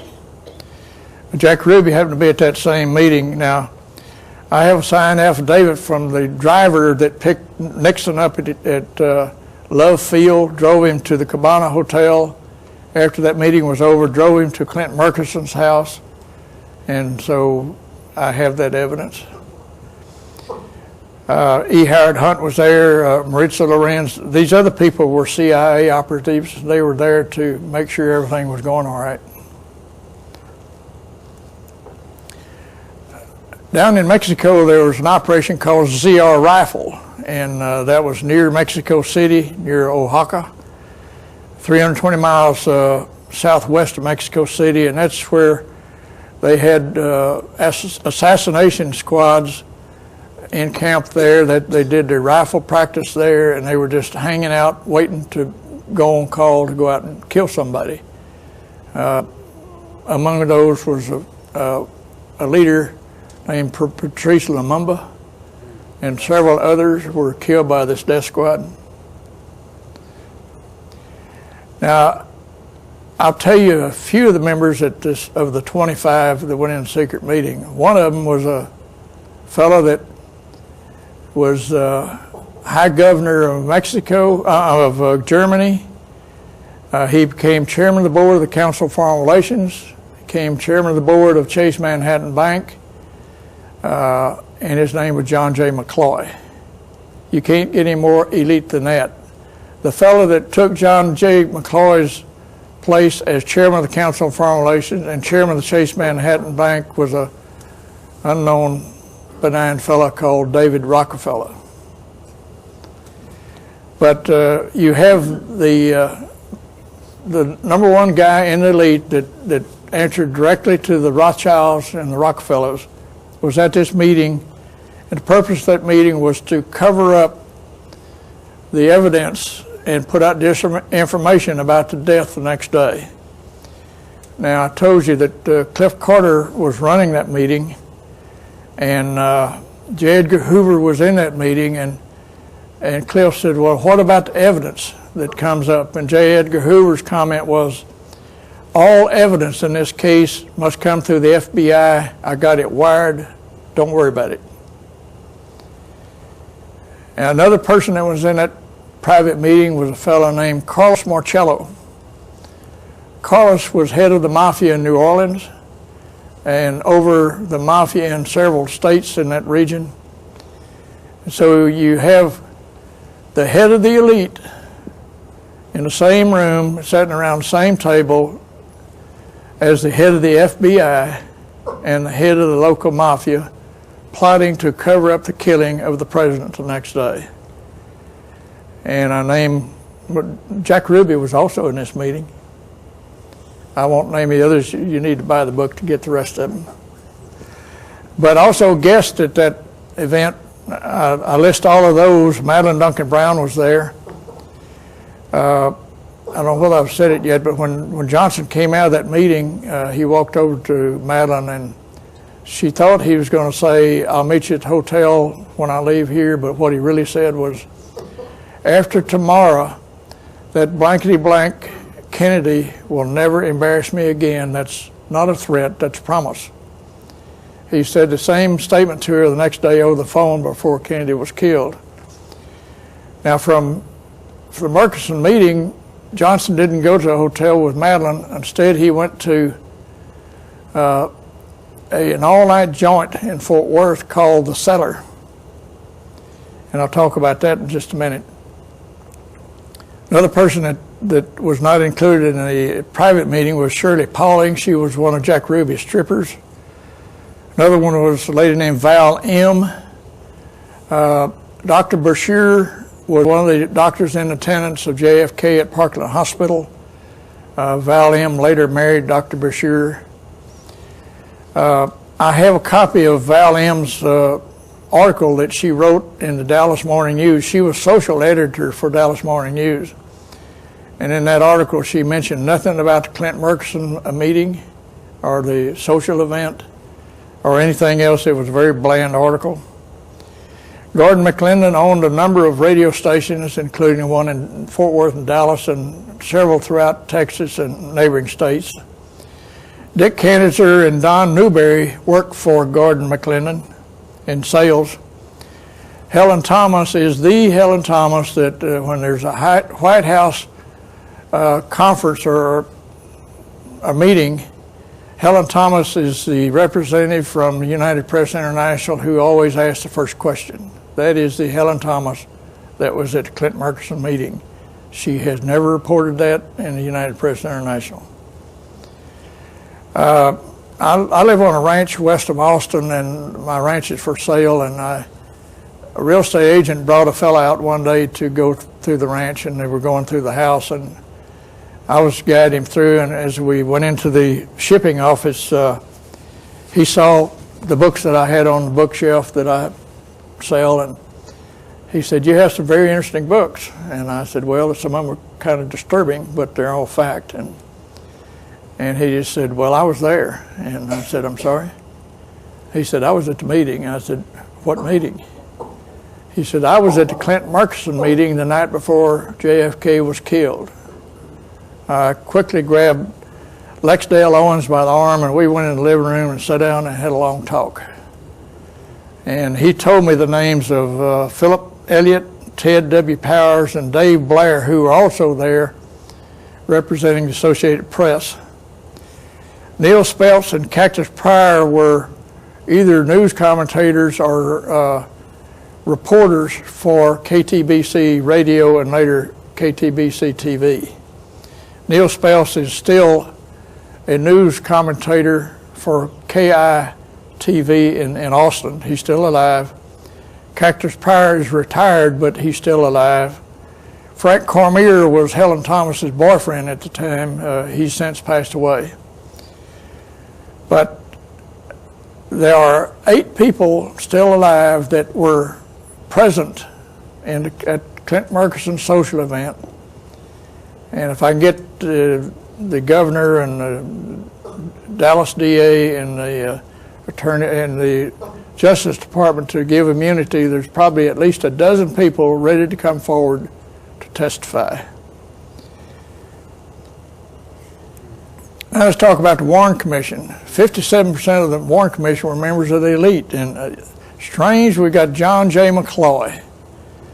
He was at the Clint Murchison meeting plotting the cover-up of the death the next day. is it just odd that Lyndon Johnson appointed him to be a member of the Warren Commission? He was chairman of the Council of Foreign Relations, very trusted person. Gerald R. Ford was there, a member of the Council of Foreign Relations. Allen W. Dulles was a member. Now, JFK fired him and all of the heads of the CIA after the famous Bay of Pigs fiasco. So Allen Dulles didn't have a high regard for JFK. Now, John S. Cooper was not only Bilderberg's and Council of Foreign Relations, but also a Skull and Bones member. And Hale Boggs and Earl Warren and Richard Russell were not members of the elite. Hale Boggs is Cokie Roberts' father, the female talking head on Sunday morning talk show. Hale Boggs, there was speculation he was fixing to dump on the real truth of the JFK killing, and he died in a plane crash in Alaska. They never found the airplane or any people in the airplane. Now, since then, in 1998, two guys got together and listened to all the audio tapes that JFK made in his office when he was on the phone or had visitors. There was an automatic taping system that taped all the conversations. Well, these two authors listened to all those tapes and wrote a book and essentially said there was nothing really important there. Well, strangely enough, both those guys are members of the Council of Foreign Relations. Now, about 3 days ago, I was watching TV, and this fellow named Michael Beschloss was talking about his book that he just published called The LBJ Tapes. Is it odd that he's also Council of Foreign Relations member? Strange things happen. Now, in Madeline's book, Texas in the Morning, she talks about an organization called the 8F Group, and that's simply the number of the hotel room in the Rice Hotel in Houston, Texas, where the big movers and shakers met to play poker and sort of plot against the rest of us. And one of those members was a fellow named John J. McCloy. Strange. Now, why did he kill JFK? The main reason is he signed Executive Order 11110 instructing the Treasury Department to print $4.3 billion worth of silver certificates in direct competition with the Federal Reserve and their Federal Reserve notes. That's the reason he was killed, the same reason that Lincoln was killed. You're messing with the Rothschilds and their money system. Now, there are several other reasons that a lot of people hated JFK and Bobby. JFK had already issued orders to start pulling the troops out of Vietnam, that it was a failed effort, and he said, let's bring it to a halt. Shortly after JFK was killed, Lyndon Johnson signed an executive order telling them not only to quit bringing the troops out, but to add to them, because the international bankers owned the military and industrial complex who made money off of wars. And Robert Strange McNamara said in his book and on TV several times that he could have stopped the Vietnam War 4 or 5 years ahead of the time that it was, but he didn't have the courage to go up against the big boys. There's also evidence that JFK would have stopped the Cold War many years before it did. And there's also evidence that he was aware of the secret government that's really in charge, the shadow government. There's no person named Kennedy in the Kennedy clan that's ever been a member of the secret groups. They've been excluded because they were not trusted. And there's good evidence that JFK would have probably asked Congress to repeal the Federal Reserve Act because he'd already issued money in competition with them. He fired the heads of all of the CIA because of the Bay of Pigs fiasco. He was going to, at the time of his death, J. Edgar Hoover was 72 years of age, and Kennedy was going to make him retire. The retirement age was 70, and he'd gone overboard, and so Kennedy was going to make him retire, and and Hoover didn't want to retire. Shortly after Johnson was sworn in, he signed an executive order saying that J. Edgar Hoover could be director of the CIA of the FBI as long as he wanted to. The Mafia was against both Kennedys because both Jack and Bobby were trying to put them all in prison. Now, one of the contributing factors to JFK winning the election was the Mafia in Chicago.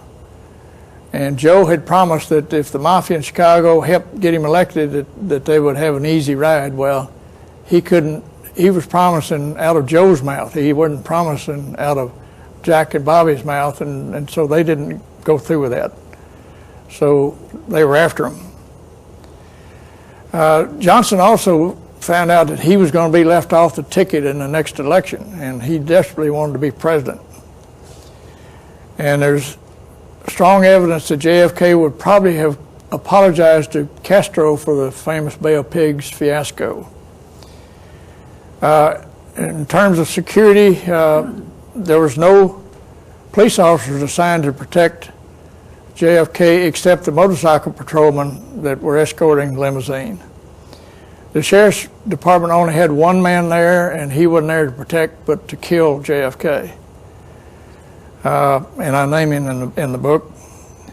Now, at this cellar that Johnson went to the night of the Murchison party in Fort Worth, almost all the members of the Secret Service were there, and they were given free drinks and free access to women till about 6 o'clock in the morning.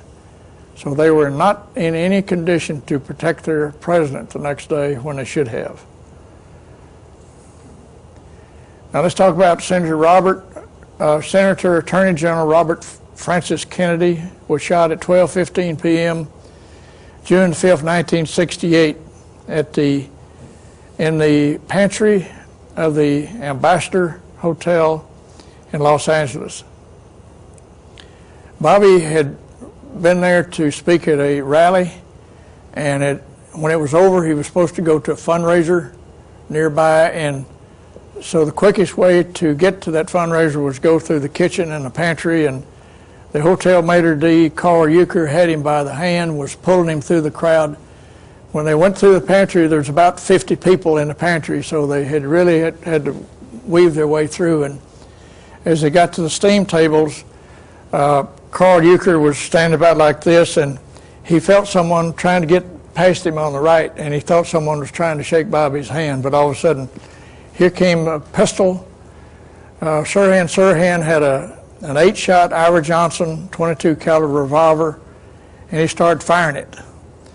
Well, Bobby didn't have any bodyguards. He had one paid bodyguard named Kennedy, was not a relation, but he was not near Bobby at the time. But standing next to Euchre was Roosevelt Greer and Rayford Johnson. Rayford Johnson was a famous Olympic decathlon winner, black man, and Roosevelt Greer was a black tackle on one of the NFL football teams. Both of them really were strong guys. So when Sirhan started firing, Roosevelt grabbed the hand of Sirhan, started beating it against the steam table, and but Sirhan fired all 8 shots.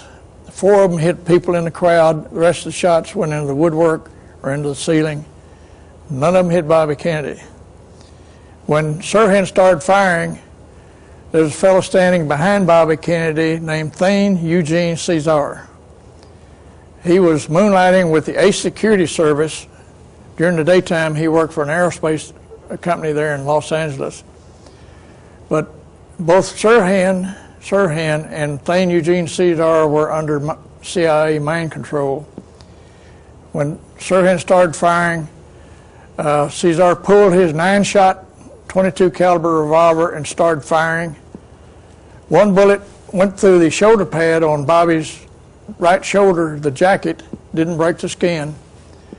The next shot hit him in the middle of the back. No, the second shot was under his armpit and came out his throat. The third shot was an inch behind his ear, and the muzzle of the gun was an inch from his head when it was fired. and all the rest of the shots went into the crowd or into the ceiling or into the woodwork. And I account for all 17 shots in my book that night. All right, now, before Bobby was in the pantry, a number of witnesses saw Sirhan standing off the side in the pantry drinking a cup of coffee with a lady in a polka dot dress. The lady in polka dot dress was there to put either scopolamine or rohypnol into Sirhan's coffee. Now those two drugs are amnesia-inducing drugs. Now every time you have surgery today, you're given, besides the painkiller, you're given a drug to give you amnesia during the time of the surgery. You still feel the pain, but this drug is to make you forget it. So this girl in the polka dot dress was to put one of these drugs in the coffee, and also to give Sirhan the trigger word, so he immediately would become a Manchurian candidate. She probably also contacted Thane Eugene Cesar for the same reason. Immediately after Bobby was shot, as I said, Roosevelt Grier had grabbed him, turned him over to the police, they handcuffed him, and the police said, "Why did you kill Bobby Kennedy?" He said, I guess I did. You say I did. I don't remember. Now, Bashir Sirhan is still alive in Soledad prison, and he is, ever since, has not been able to recall about a 40-minute span of his memory during that time of the killing. He's been under interview, under hypnosis a number of times, and he can recreate every second except for that short period of time. And they've never allowed him to have a second trial.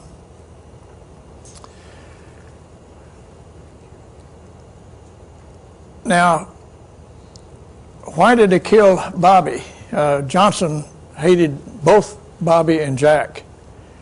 And Bobby was his opponent in the '68 presidential race, and probably a 99% chance that Bobby would have beat him out in that election. And Johnson still wanted to be president.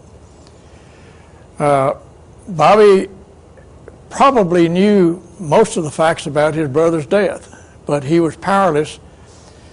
Even though he was Attorney General, he had no power over the FBI because J. Edgar Hoover was over the FBI. And I told you earlier, he said all evidence was under his control, and he would have it, there'd be no evidence leak out that he didn't want out. Johnson was the most powerful person in the Senate, and so Bobby had no authority, even though he was Attorney General, so he had to become president in order to get that authority. He really didn't want to be president, but that's the reason he ran for office.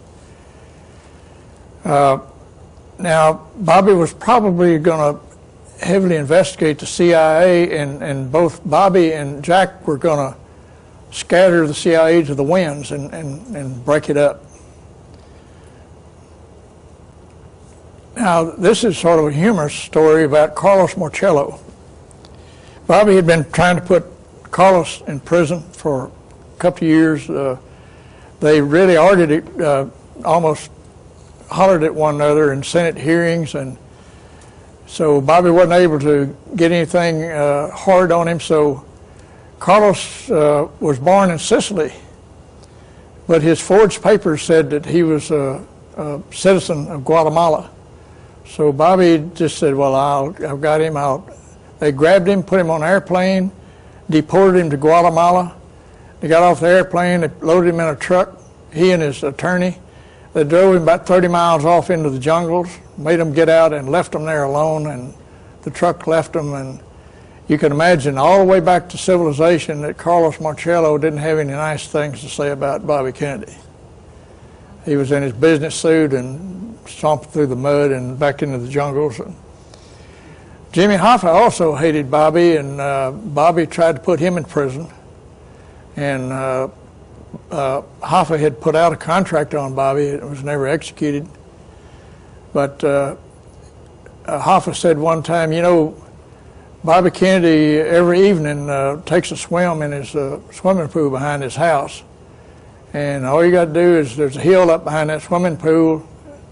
Me with my .270 rifle and a scope, I could pick him off easily because he swims by himself. And he made that statement to some people that passed it on.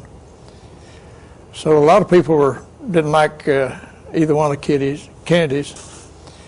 And I told you that Bobby didn't have any security. The Secret Service, even though he was running for office, wasn't assigned a Secret Service person. So I think he thought he was invincible, that he didn't really give it second thought that they would try to kill him just like they killed his brother, but they did. Now, before we get into Martin Luther King, let's talk about J. Edgar Hoover. He was Johnson's neighbor for a number of years. And again, as I got to wonder why J. Edgar Hoover hated Martin Luther King so bad. And then I received this document through the mail, and the title of it was Black Like Me. And this researcher had found out that J. Edgar Hoover's great-grandmother was a black lady named Hoover from Tennessee. And he resented his black blood, and he took it out on the black leaders of that time. And so that's the reason that Hoover was after Martin Luther King. Now, there was the Frank Church hearings in 1976 in the Senate revealed all these things that the FBI was doing to try to intimidate King and to brand him a communist. They would hire a good-looking black lady to be hired into King's office, hoping he would hit on her. They put out disinformation on Reverend King. They said that both white women and black women stand in line to sleep with Reverend King. And this is all related in the Senate hearings, the minutes of it. They tried to brand him a communist. And they, in this Senate hearing, the FBI admitted to the committee that they were never able to prove one thing that Martin Luther King did wrong. I heard the rumors of the women sleeping with King, and I believed it. But they say in these Senate hearings that the FBI was never able to prove that. In fact, they put out the lies to the press about that. And by the way, I sent a copy of this book to Caroline Kennedy and to Bobby Kennedy Jr. and to Dexter King and Coretta Scott King, because I wanted them to have closure to find out what really happened to their loved one. I didn't expect to hear anything from Caroline or Bobby, and I really didn't expect to hear anything from Coretta, but a couple of weeks ago I got a letter from her assistant. She ordered a case of these books to give out to her friends. And that made cold chills go all over me, that I had really satisfied her need. She knew that her husband was a faithful person, and I had produced the evidence that proved that. And I wrote her a letter and I said, I will be glad to come to Atlanta and speak to you and your staff and your friends on this subject, and at no cost. And so I'll probably get a call one of these days. She did pass word on. I saw an article in a paper that a member of the House of Representatives had canceled her hearing on COINTELPRO. And that was an operation by the FBI that was designed to blackball and to discredit King. And so when I saw that article and her name, I immediately sent her a copy of my book. And I was speaking to 3 groups out in California, and on the way back, this congresswoman had her assistant call my assistant and want to know where Mr. Ross is. And she said, well, he's in California. And so he said, she's going to California. Can she meet him there somewhere. And she said, I'm sorry, he's on an airplane coming back to Texas. And so he hung up, and about 30 minutes later, this congresswoman called my assistant personally and said, I need to get a hold of Mr. Ross. I want to find out more about what's going on. And she gave my assistant her private cell phone number, and so when I call her, she answers the phone. An assistant does not answer the phone. And there's a good chance I'll be meeting her in Baltimore when I speak there. And so I'm going to, after I finish this tour, I'll go to Washington to give the same talk to all of her staff and anybody that she can get up a crowd. And so that's a black lady from Georgia, and I'm so proud of her, and she's my friend, and I'm going to do everything I can to help her.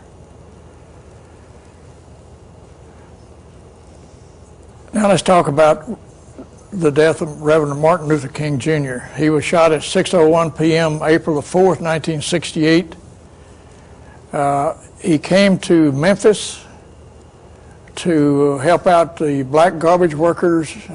They were trying to get some benefits or wages or something, and he was there to speak out for them. And so his assistants said that Reverend King was going to check into the, so they said, why stay at a inn owned by white people? Why don't you stay at a hotel or motel owned by a black person? So he said, that's fine. And so they booked him in the Lorraine Motel owned by a black person. And he was initially given a room on the first floor. For some strange reason, he was moved to the second floor. And at 6 o'clock that evening, he was standing out on the balcony, had his hand on the rail, talking to someone on the first floor, and a shot rang out from across the street, hit him in the jaw, broke a couple of vertebrae in his neck, ended up just under the skin on his back, and he died from that one shot. Now, the official investigation says that James Earl Ray was the shooter of Martin Luther King Jr. James Earl Ray was a habitual criminal. His father was a habitual criminal. His brother was a habitual criminal. There's a FBI agent, a code name Raoul, had contacted James Earl Ray and told him to meet him in Memphis there behind Jim's Grill.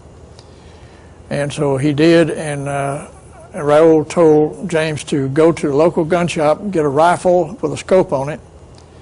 James got in his Mustang and drove to this gun shop, brought a rifle back, handed it to Raoul, and Raoul said, you idiot, this is a .243 caliber. Take it back and trade it for a .30-06. Now the distance from the shooter to King was something like 30 or 40 yards. A .243 is just as deadly as a .30-06. Why would he exchange the gun? Because the real shooter had a .30-06. And the law said that James was standing on the rim of a bathtub on the second floor of the flop house above Jim's Grill, shooting out of the window of this bathroom. And again, I was going through the photographs of the Associated Press and just flipping through them, and all of a sudden a photograph appeared, and it was a photograph taken from that window looking at the balcony where King was standing at the time of the shooting. And there was the leaves were off the trees, but there was a tree in the way, and so you could not get a clean shot at King from that window. Now the next day after King was killed, the Memphis Public Works Department came in and cut down all the bushes and trees on that ledge across from the Lorraine Hotel, looking for evidence. Right. They didn't want anybody to see that there was not a clean shot from that window. Now, when the shot was fired, there was a black lady named Betty Scaife that was a waitress in Jim's Grill. She heard the shot and went immediately into the kitchen. She thought something blew up. And as she entered the kitchen, the back door opened, and a fellow named Lloyd Jowers, the owner of Jim's Grill, entered the kitchen with a rifle with a scope on it in his hand. He slammed the door and said, "Woman, get up front and work on the customers." Betty went back up front. Lloyd ejected the spent cartridge, bent it on the counter, and threw it in the commode, flushed the commode, and it stopped up. Well, he had to fish it out, and he cleaned it up, and put it in his pocket, and later threw it in the river, the Mississippi River. But the rifle, he tore it, broke it down, wrapped it in a tablecloth, and put it on the counter, and later he hid it. Well, how do I know this? Okay, there's a dear friend of mine is a private investigator in Memphis, and I spent 3 nights and days in his home, and we were going over all of this, and he said, "You know, there's one person that no one that I know of has ever talked to, and he really knows what went on in that case. I suggest you try to find him. I think he went to jail or something in Texas." Well, sort of sneaky guy, I found him in prison, and I interviewed him 3 times. I couldn't get him to go on video, but my friend told me that this fella came to Memphis 2 days after King was killed, and his first job in Memphis was a cab driver for Lloyd Jowers, and they became friends. And in fact, this fellow ended up as vice president of Lloyd Jowers Company.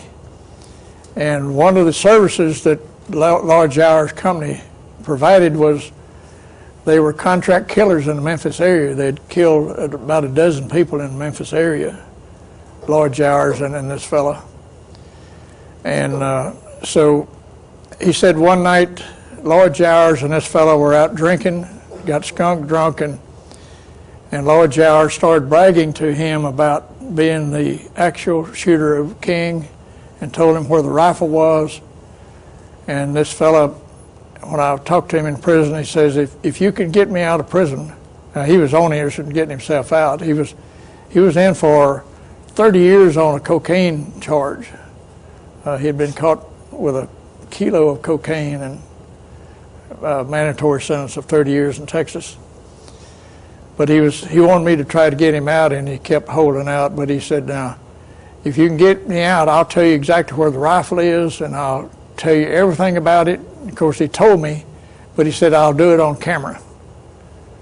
And I'm not sure the guy's still alive. I wrote him a letter about a month ago and told him I was trying to get the governor to give him a pardon if he would testify about that case.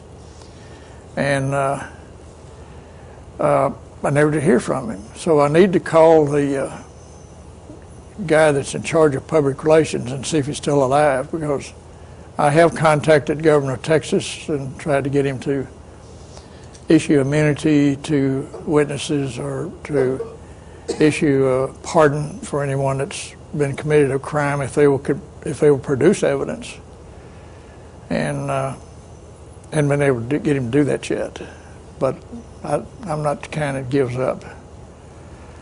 Now, when James Earl Ray heard the shot there at the Lorraine Hotel, he was an escaped convict at the time. So when there's danger around an escaped convict, first thing you do is get out of there. So he hopped in his Mustang and slowly drove away. Well, there was a fellow that was a law enforcement officer, was hired to be there across the street from Lorraine Hotel up on top of a building. His job was to shoot James Earl Ray after the shot was fired. Just like Jack Ruby killed Lee Harvey Oswald, he was supposed to kill James Earl Ray. And in all 3 deaths, there was a patsy in all those cases. Very similar crime. The reason it is the same people planned all of it.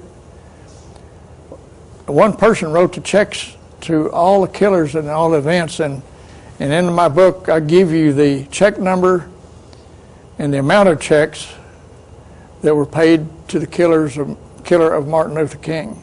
Lloyd Jowers got $10,000.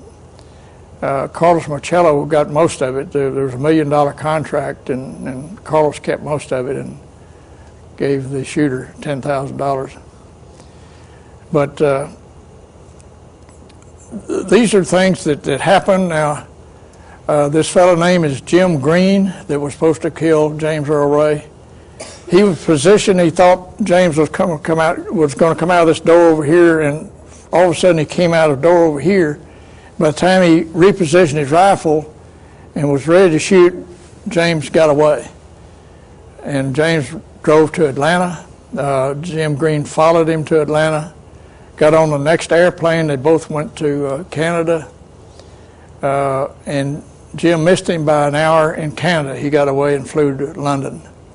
From London, he went to Portugal, stayed a couple of weeks, went back to London. Now, I was the last person to interview James Earl Ray before he died in Nashville, Tennessee Prison Hospital, cancer of the liver. And James told me that he was a patsy, and I said, well, but you confessed. And he said, well, the reason I confessed is my attorney told me that if I didn't confess, that I would go to the electric chair.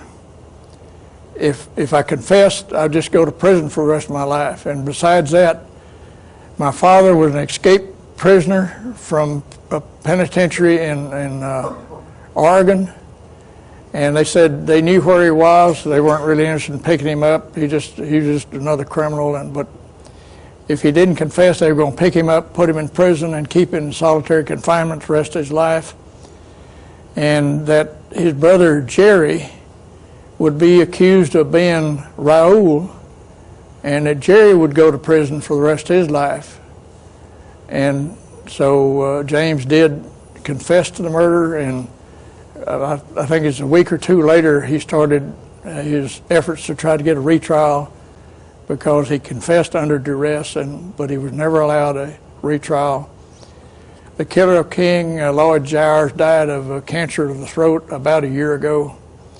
I was trying desperately to get an interview with him, but the only way I thought that I could get an interview was to do a videotape of this fellow that's in prison in Texas and who was going to dump on him, and then go to Jowers' attorney and see if I could get him to give me an interview, that he was near death and that he really needed to confess before he died, but I didn't make it. But I'm convinced that James Earl Ray could very likely have been a Manchurian candidate, because he had a lot of the traits of a person that is under control, and that the real killer was Lloyd Jowers, who owned Jim's Grill at 418 Main Street in Memphis. They killed King because he was speaking out against the Vietnam War all through the South. In fact, was planning to fly to Vietnam and ask the black soldiers to lay down their weapons and not fire again. King tried to discredit him, brand him communist, all sorts of things, and King was lobbying for civil rights for the blacks and was successful. And Lyndon Johnson thought that if blacks had civil rights in the South, that they would probably vote against him in the next election. And so those are the reasons why Martin Luther King was killed. The same people planned it. The same person wrote the checks for Bobby and Jack Kennedy. I have copies of those checks for the King killing at home. And well, I say at home, they're somewhere. Only my attorney knows where they are. But you have the same conspirators. I have Carla DeLoach. He was J. Edgar Hoover's main assistant. John J. McCloy, H.L. Hunt. And being a private citizen, King had no security. By the way, Frank Holloman, I have him listed as a co-conspirator because he was a ex-FBI agent for, I think, 26 years. He was in charge of Memphis police, and the Memphis Fire Department, which was located directly across the street from the Lorraine Hotel. So he was complicit in that killing himself. And now the CIA had developed chemicals or drugs that you could give to a person that were odorless, colorless, and it would kill them instantly.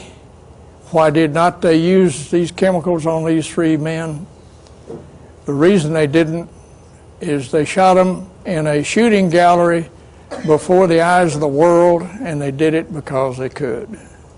Now tonight, I've told you who the elite are and were, and I told you about 4 tragic events that the elite were responsible for. And the reason I'm telling you all of this is because I'm trying to correct history. History is there for us to learn from. And if you can't learn from history, then why do we have history books?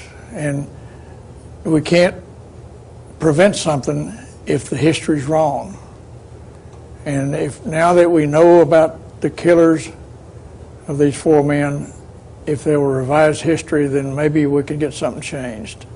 And I thank you for coming, and I appreciate your careful attention tonight, and tell everybody that you can see about this story. Thank you very much.